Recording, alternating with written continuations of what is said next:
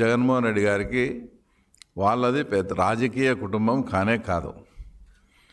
వాళ్ళు చేసే దారుణాలు అకృత్యాలు ఆ కాలంలోనే బ్రిటిష్ వాళ్లకు తొత్తులుగా ఉండి వీళ్ళు చేసే పనులు నచ్చక నా సొంత మండలం సింహాద్రిపురం మండలంలోని బలపనూరులో గ్రామస్తులంతా ఆ గ్రామం నుంచి వెలివేస్తే అప్పుడు అక్కడి నుంచి మైగ్రేటెడ్ అయ్యి పులివెందులకు వచ్చి స్థిరపడినారు. అంటే పులివెందుల టౌన్లో.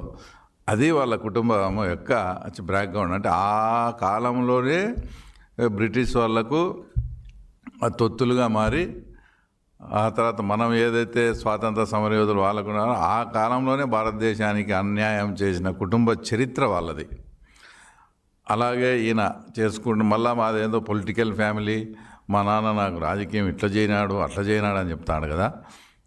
అసలు 1968లో అప్పట్లో పులివెందుల సర్పంచ్కు ఇప్పుడు ఏదైతే ఈయన తాత రాజారెడ్డి అని చెప్పుకుంటాడో వాళ్ళ నాయనమ్మ అంటే రాజారెడ్డి గారి భార్య జయమ్మ అప్పుడు సర్పంచ్ వచ్చేసి డైరెక్ట్ ఎలక్షన్ కాదు, వార్డు మెంబర్స్ ఎలక్ట్ అయ్యి వార్డు మెంబర్స్ కలిపి అందరూ సర్పంచ్ ఎన్నుకునేవాళ్ళు.